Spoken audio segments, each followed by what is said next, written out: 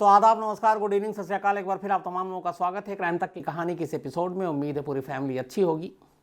आज की कहानी सुनाऊं उससे पहले एक खबर आपको बताता हूं। लखनऊ में एक पुलिस स्टेशन में एक रिपोर्ट लिखाई गई है और ये रिपोर्ट एयरफोर्स की तरफ से है। एक ट्रक में अपने जो फाइटर जेट हैं उनके टायर, जो पहिया है, वो पहुंचाया जा रहा था। ट्रक से पहले वहाँ के एयरबेस पे पहुंचना था और फिर वहाँ से उसको जोधपुर भेजना था ताकि वो टायर जो है अपने जेट, फाइटर जेट में लगाए जा सके।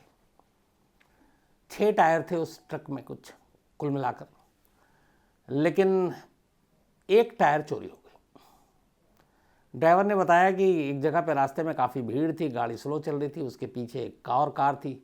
उसी कार में से कुछ लोगों ने उसी दौरान फ़ायदा उठाकर और वो एक टायर उस फाइटर जेट का, जो शायद सुखोई का है, वो निकाल लिया।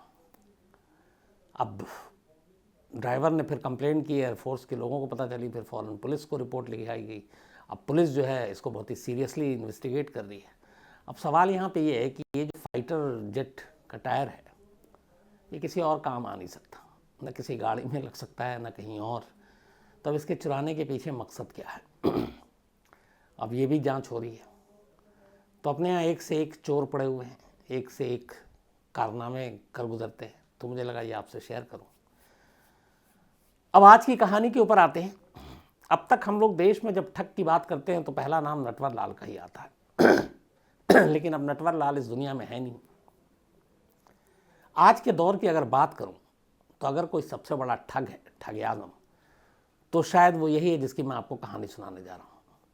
सुकेश चंद्रशेखर, बेंगलोर का रहने वाला, ठीक ठाक पढ़ा लिखा, लेकिन शातिर दिमाग। बहुत तेज़ी से उसे पैसे कमाने, उसको बहुत सारे पैसे चाहिए, शौक़ बहुत बड़े बड़े, महंगी घड़ियाँ, महंगी गाड़ी, आलीशान घर, घर के अंदर दुनिया की सारी जो ऐशो आराम की चीज़ें हैं वो।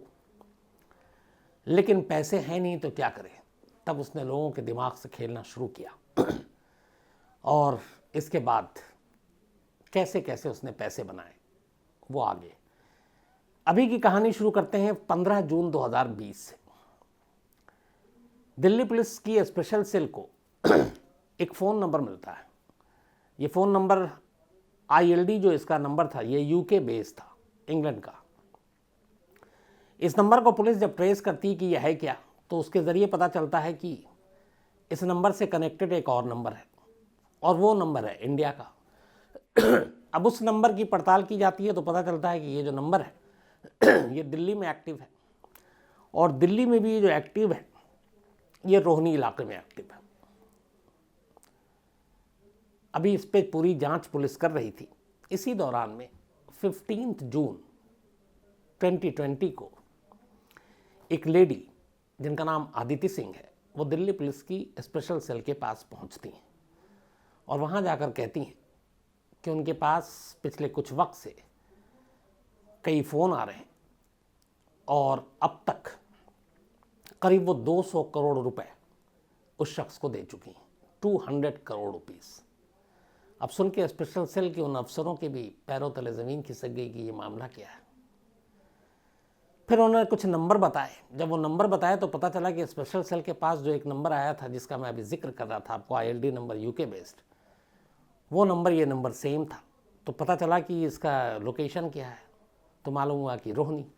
अब रोहनी में कहाँ, और डिटेल में वो टावर और सारी जो सर्विस प्रोवाइडर हैं कंपनियाँ, उनके थ्रू गई।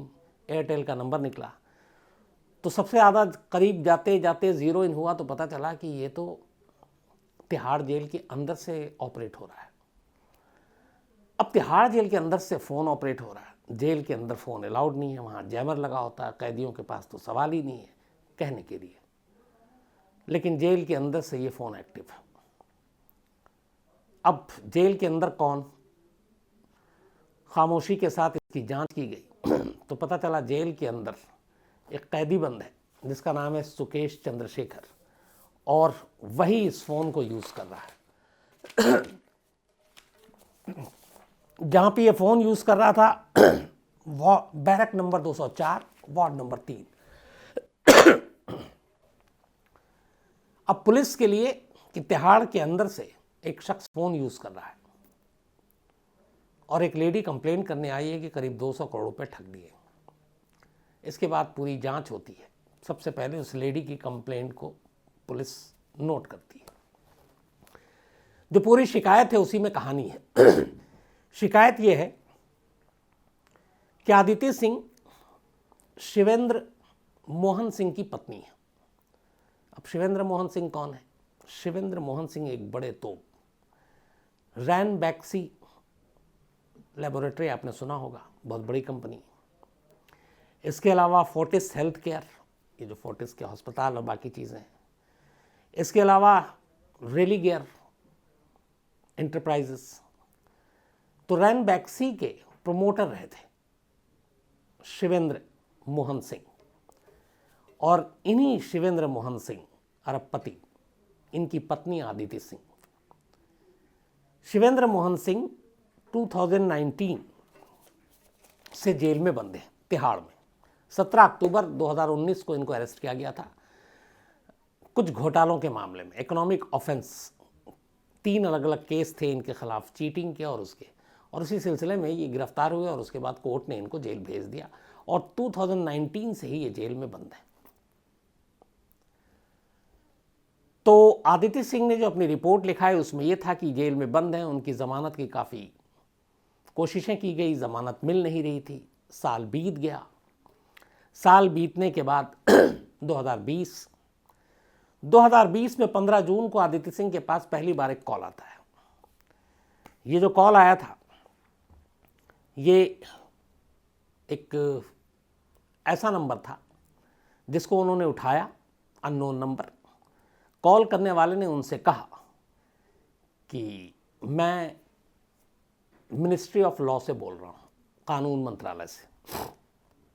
आपके पति शिवेंद्र सिंह जेल में हैं और हमें उनके बारे में सारा केस पता है। आपने उनकी बेल के लिए भी अप्लाई किया, हमें ये भी पता है। आप बेल के लिए कोशिश कर रही हैं, हमें ये भी पता है। आप कहाँ इधर उधर भटक रही हैं? हमारी गवर्नमेंट को शिवेंद्र सिंह जैसे लोगों की ज़रूरत है, क्योंकि वो हेल्थ केयर से जुड़े हुए हैं, हेल्थ सेक्टर से जुड़े हुए हैं, और कोरोना इस वक्त देश में है, लॉकडाउन चल रहा है। तो भारतीय सरकार, इंडियन गवर्नमेंट चाहती है कि इस पेंडेमिक में कोविड-19 की और इस चीज़ों से उबारने के लिए ऐसे लोगों को सरकार अपने साथ जोड़कर उनके लिए कुछ, उनके ज़रिए कुछ काम करना चाहती है लोगों की भलाई के लिए। तो उसी में एक जो गवर्नमेंट है वो चाहती है कि शिवेंद्र मोहन सिंह ऐसी एक कोविड-19 की एक कमेटी बने और उस कमेटी में शामिल हों और वो अपनी सेवा दें हेल्थ सेक्टर से जुड़ी हुई, क्योंकि उनका काफ़ी बड़ा रोल रहा है इसमें, और इसीलिए उनको अपने साथ एंगेज करना चाहते हैं और एक बड़े प्रोजेक्ट पे उनके साथ भारत सरकार काम करना चाहती है। अब ये बातें आदित्य सिंह को लगी कि उनके हस्बैंड, जाहिर सी बात है कि रैनबैक्सी, आपके फोर्टिस, इन सारी चीज़ों से जुड़े हुए, तो कोई आम शख्स तो है नहीं, सरकार में भी लोग जानते हैं। तो लगा वाकई इस कोरोना काल में उनके पति की शायद ज़रूरत है भारत सरकार को, और वो जो इसको लेकर कमेटी वमेटी बन रही है उसमें भी शामिल करना चाहती है। तो उन्होंने कहा कि हम ये सब कुछ करना चाहते हैं, लेकिन सबसे पहले उनको इस कानूनी झमेले से बाहर निकालना होगा, उनको बेल दिलानी होगी और बेल दिलाकर बाहर, जेल से बाहर लाना पड़ेगा ताकि उनके साथ काम शुरू किया जा सके। आदित्य सिंह को ये बात कहीं से भी शक, इस पर कुछ हुआ नहीं। उन्होंने कहा ठीक है। फिर उन्होंने एक दूसरा नंबर दिया उस शख्स ने, फ़ोन करने वाले ने। उसने कहा कि ये हमारे, एक नंबर नहीं दिया, एक नाम बताया कि हमारे जूनियर हैं, आप इनके टच में रहिएगा और ये जैसा जैसा कहें आप फॉलो कीजिएगा। इसके बाद फ़ोन शाम को दोबारा आता उसी दिन उस शख्स का जिसको कहा गया था। फिर वो बात करता है, डिटेल लेता है केस की और सारी चीज़ें बताता है कि आपकी जो लीगल मैटर है वो कहाँ है, वो सारा आदित्य सिंह देती हैं। इसके बाद नेक्स्ट एक और कॉल आता है। इस बार जो कॉल आया वो लैंडलाइन नंबर से का कॉल था। जब आदित्य सिंह ने उसको ट्रू कॉलर में डाला तो उसमें लिखा हुआ था होम मिनिस्ट्री। बाकायदा फ़ोन करने वाले ने कहा कि आप इस नंबर को चेक कर लीजिएगा और ये होम मिनिस्ट्री का नंबर है, और मैं फ़ोन स्पीकर पे डाल रहा हूँ। हमारे होम मिनिस्टर अमित शाह भी सुनना चाहते हैं कि आपका क्या रिस्पॉन्स है, तो हमारी बातचीत वो भी सुनेंगे। और गवर्नमेंट जो है बहुत सीरियस है आपके हस्बैंड को बाहर लाने के लिए, ताकि कोविड कमेटी में उनका जो इम्पोर्टेंट रोल है वो प्ले कर सकें। बातचीत होती है, इसके बाद फ़ोन कट जाता है। आदित्य सिंह फिर दोबारा देखती हैं, वाकई वो phone ministry of home affairs का था। इसके बाद एक और फ़ोन आता है, इस बार भी लैंडलाइन नंबर से फ़ोन आया। लैंडलाइन नंबर से फ़ोन आया तो ट्रू कॉलर में डाल के देखा आदित्य सिंह ने, तो इस बार उस पर लिखा हुआ आ रहा था mister PK Mishra, PMO, prime minister office. PK Mishra prime minister के सेक्रेटरी। तो अब कोई शक की गुंजाइश नहीं, पहले होम मिनिस्ट्री से आ गया, अब ट्रू कॉलर दिखा रहा है कि ये पीएमओ से आ रहा है, प्राइम मिनिस्टर ऑफिस से। फ़ोन करने वाला कह भी रहा है कि आपने ये देख लिया होगा नंबर, ये पीएमओ का है। तो पूरी गवर्नमेंट जो है आपके हस्बैंड के लिए लगी हुई है, तो बस आपकी हेल्प चाहिए और हम जैसा कहते हैं वो करते रहिए। और ये सारी चीज़ों को राज रखिएगा, किसी को बताइएगा नहीं, क्योंकि आपके पति जेल के अंदर हैं, और अगर ये पता चल गया, लीक हो गया मीडिया में कहीं और कि आपके हस्बैंड को छुड़ाने के लिए गवर्नमेंट कोशिश कर रही, तो गवर्नमेंट की बड़ी फजीहत होगी। सब कुछ कह के भरोसा दिला दिया जाता है, और इसके बाद फिर एक कॉल आता है और कहा जाता है कि गवर्नमेंट तो अपनी तरफ से कर रही है, आप एक काम कीजिए, फिलहाल पार्टी फंड के लिए 20 करोड़ रुपए आप दे दीजिए।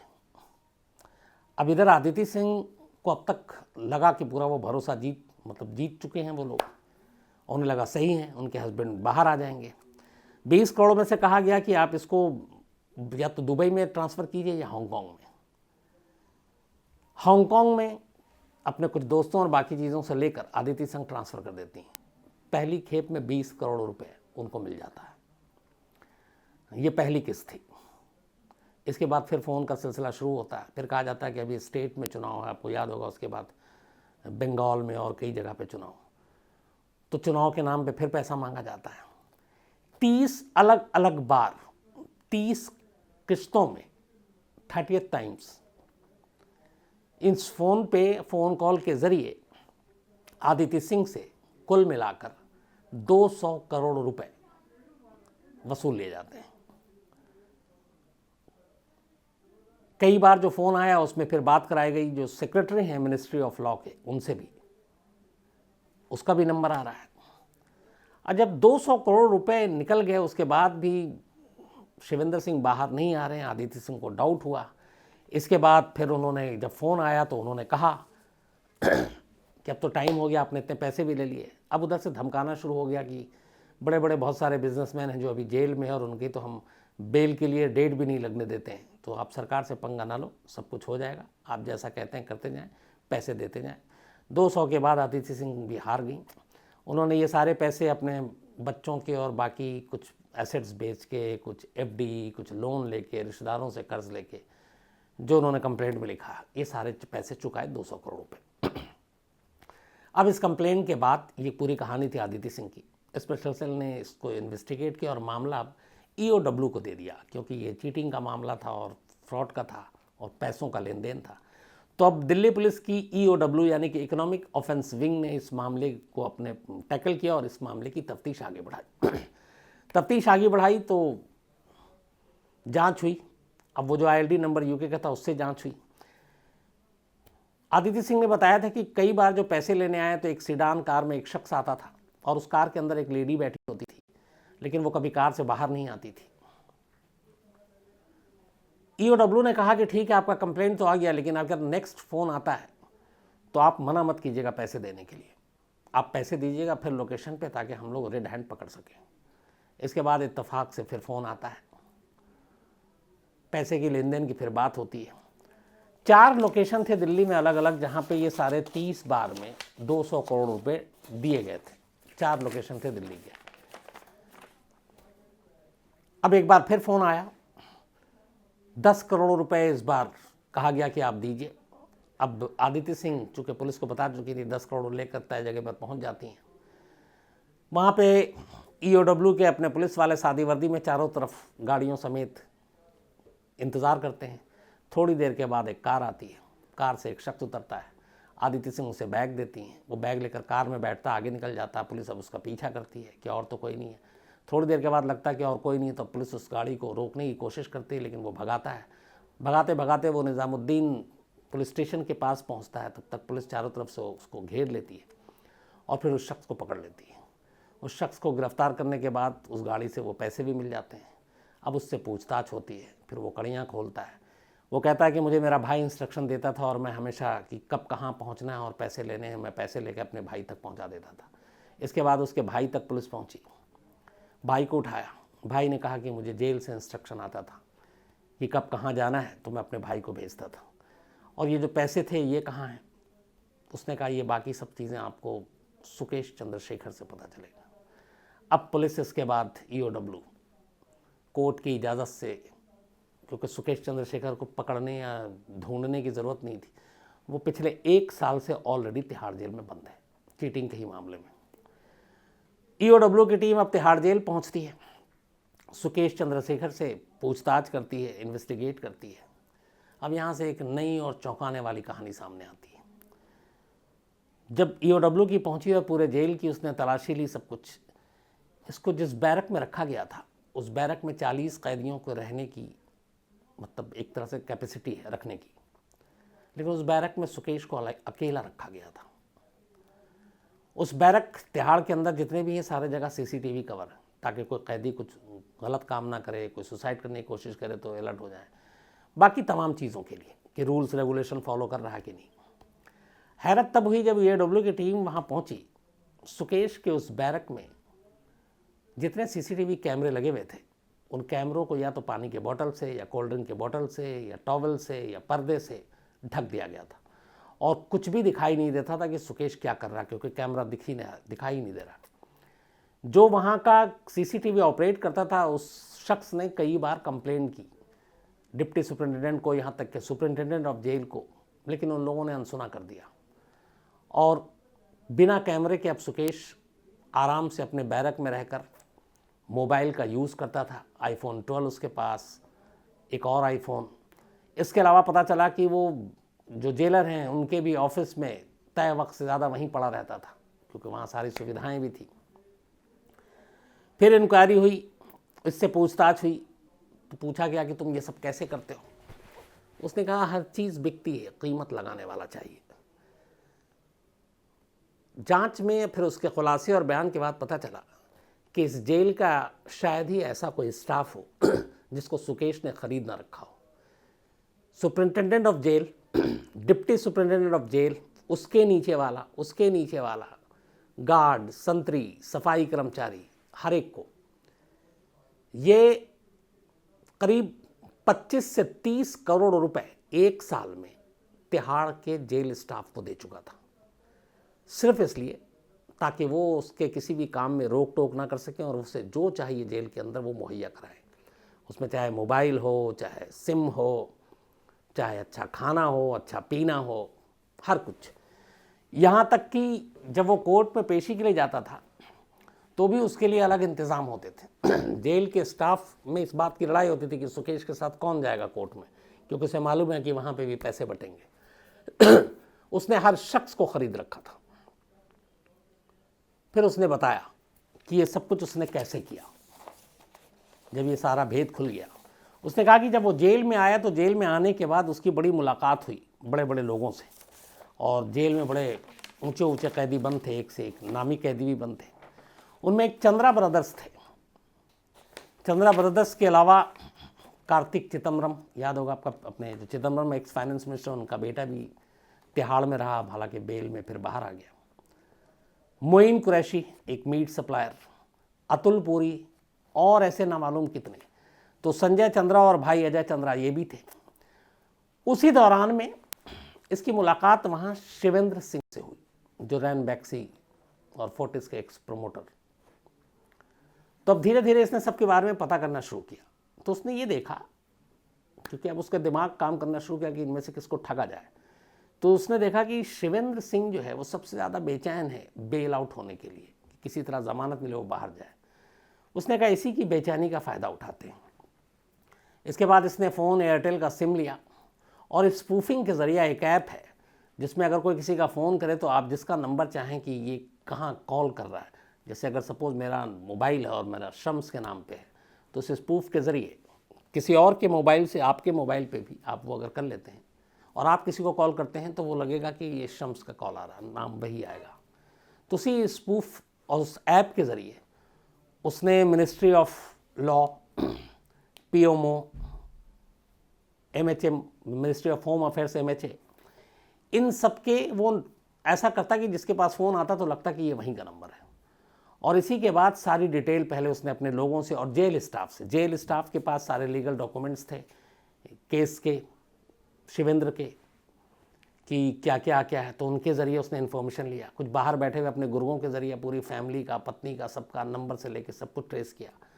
और फिर जेल में बैठकर सुकेश ने वहीं से फ़ोन किया और अपने आप को मिनिस्ट्री ऑफ लॉ का सेक्रेटरी बताया।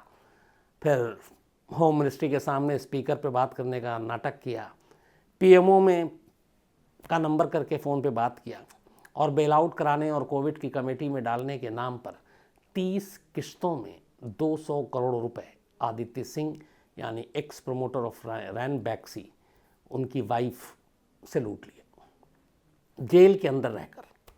और इसमें से करीब 25 से 28 करोड़ रुपए उसने तिहाड़ जेल के स्टाफ को सिर्फ अपनी मनमर्जी करने के लिए कि जेल में उसे कोई रोके नहीं, वो पैसे उसने उनको दे दिए। इसके साथ उसकी एक पार्टनर थी लीना, एक मद्रास कैफ़े में भी ये थोड़ा सा रोल कर चुकी है। इनकी मुलाकात हुई थी 2010 में, फिर दोनों साथ रहने लगे, फिर प्यार हुआ, फिर दोनों ने शादी कर ली। और जब ये लीना से मिला था तब भी इसने अपने आप को एक MP का बेटा बताया था और वैसे मिला था। कैनरा बैंक को 19 करोड़ रुपए का चपत लगा दिया था इस कर्नाटक में इन दोनों ने मिलकर। मुंबई में बहुत सारे लोगों को करोड़ों रुपए का चूना लगाया। एक और बड़ा केस था जिसकी वजह से ये पिछले साल पकड़ा गया था। और ये जो सारे पैसे इसने वसूले, इन पैसों को बेंगलोर और मुंबई अलग अलग लोगों के अपने जो गुर्गे हैं उसके, उनके ज़रिए कैश एक तो बैंक में जमा कराता नहीं, फ्लैट, बंगले, गाड़ियाँ, गोल्ड, ये सब खरीदवाता है। और लीना के लिए अब वो एक पूरे इंडिया में एक सैलून खोलवा रहा था, चेन, तो उसके लिए भी पैसे की ज़रूरत थी। तो ये सारे पैसे उसने इस तरफ लगाए। इसके अलावा ये भी है जो एक EOW की जांच में आई है कि इस पैसे में से एक काफ़ी बड़ी रकम जो है ये फिल्म इंडस्ट्री में भी लगा रहा था। कुछ हीरोइन के भी इसके साथ कनेक्शन आए हैं। आपको याद होगा बीच में पूछताछ भी हुई थी बाकायदा, यहाँ पे जो ED ने बुलाया था, इन्फोर्समेंट डायरेक्टरेट ने, जिनमें जैकलिन फर्नांडिस, नूरा फतेह, ये लोग, और इनके जो चैट और बाकी चीज़ें हैं उनके पास सुकेश रंजन के पास मिला। और ये भी है कि इन लोगों के साथ सुकेश का ठीक ठाक रिश्ता रहा है, जानते हैं अच्छे से। तो फिल्म इंडस्ट्री में भी ये पैसे लगाता कौन कौन लोग हैं, अब उसकी जांच हो रही है। हो सकता है आने वाले दिनों में कुछ ऐसे नाम सामने आए।